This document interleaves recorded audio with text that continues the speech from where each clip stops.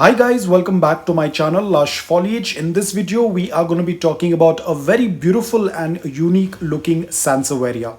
Now guys, the name has been recently changed to Darcinia, but I prefer to call them as Sansevieria because that's what we have been calling them all this while. There are a lot of varieties under the genus of or the family of Sansevieria, and among that is Sansevieria Cylindrica, or also called as the African spear. Now usually this plant can reach to a height of around 75 centimeter up to a meter. It depends upon the pot size and the location and what care you tend to give. According to that, the plant tends to grow. But it is not a very fast growing plant. It tends to grow very slow. Now the reason behind that is because this is a type of succulent. Now I know many of you tend to get very nervous the moment we talk about succulents, but you do not need to be worried because this is an absolutely easy to grow plant, just like our snake plants, the Sansevieria, regular Sansevierias. As you know, they are very easy to take care. They do not have a very high requirements or high maintenance. Like, they do not need a lot of watering every day. They do not need a lot of fertilizers.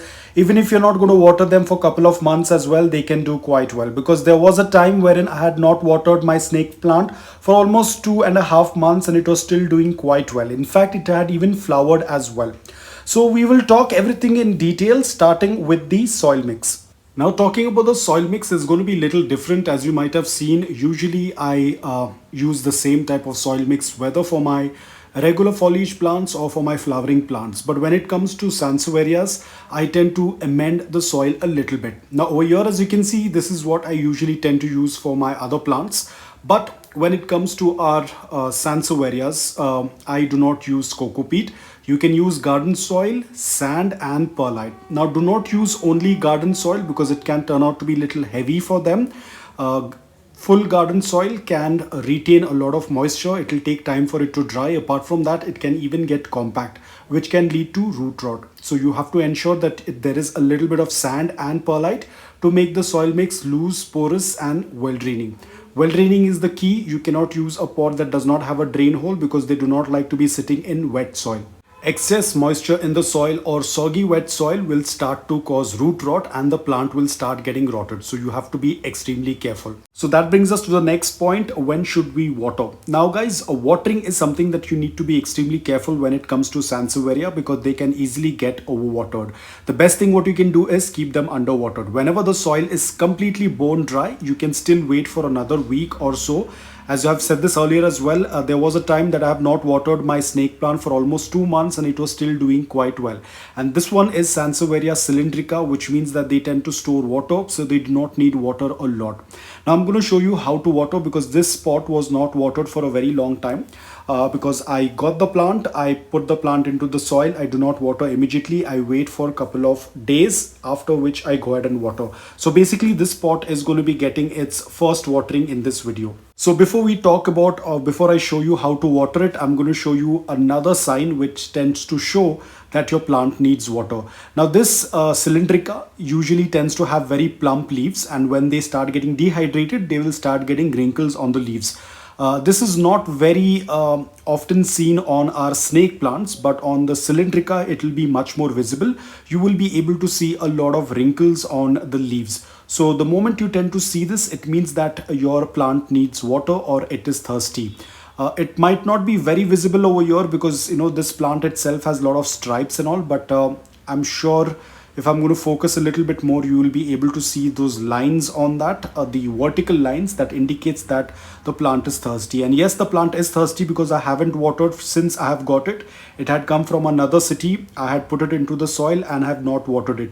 I've used a rubber band on this because the plant is very unstable. It has been recently potted, so it has a chance of falling out because there is work going on in my place. So I have to keep moving the plant every now and then. So that's why I used a rubber band. It's not necessary that you have to use a rubber band. This is just to hold the plant together. So let's say that you haven't watered this plant for a very long time. You will start noticing there will be wrinkles on the leaves. This indicates that the Sansevieria Cylindrica is thirsty. As you can see, these are all the wrinkles on it. So all you have to do is just take a water bottle and start watering it. Now guys, ensure whenever you have not watered your plant for a very long time, the soil has been dry for a very long time, you have to do a complete watering. Now when I say a complete watering, you have to water until the water starts passing through the drain hole.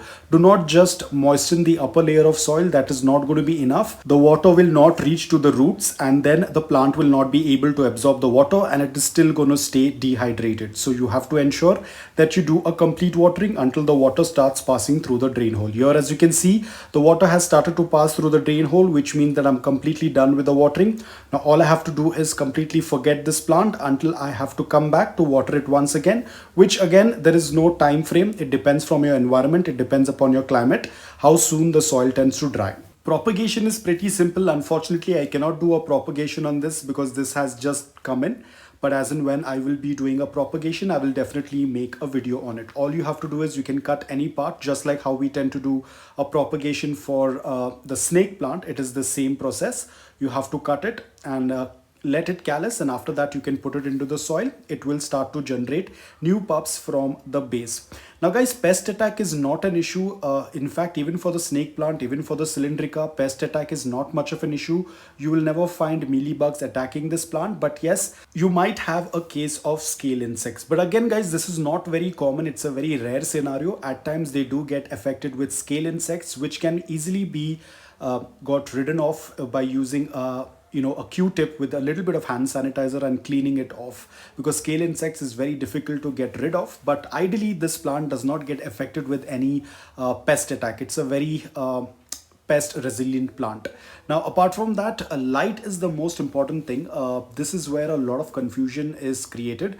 Now guys, this plant can also do very well in indirect bright light or less light as well. But the only drawback about keeping it in a less light location is that the plant is already very slow growing. It will even grow much slower. So the best thing what you can do is you can grow it indoor, you can grow it outdoor as well. Do not give it a really harsh sunlight. It will not do quite well. It will start getting burnt. It is going to do very well in indirect bright light. So you can keep it anywhere indoor. You can even keep it near a windowsill. You can even keep it near the door. As long as there is a good amount of indirect bright light. Even a little less light will also do quite well. If you're not a person who wants a plant to grow really fast, then it's absolutely okay. You can even keep it in a less light condition. The only thing, as I said, it is going to grow a little bit more slow as compared to if it was given a good amount of indirect bright light. Now humidity is not much of an issue. Even if you are from a place which is very dry, this plant will do extremely well, because a lot of people they say that they have issues that they do not have a lot of humidity around your place. Then this is one of the plant you can add, because this plant will do very well in low humidity as well, because as we said, it is a type of succulent, so it does not require a lot of humidity. Now guys, talking about toxic, yes, the plant is toxic only if it has been ingested. If the leaves are ingested by small kids or by pets, then it can be toxic. So ensure that you keep this plant away from their reach. Apart from that, this is a very simple to grow plant. If you have an option to get it, do include it in your collection. You will not regret it, because it's a very easy, low maintenance plant to be grown. So guys, that's all about it. I hope that this video was helpful to you. If it was, please hit the like button. If you're new to my channel, please consider subscribing to it. Until then, take care, stay safe, and keep planting.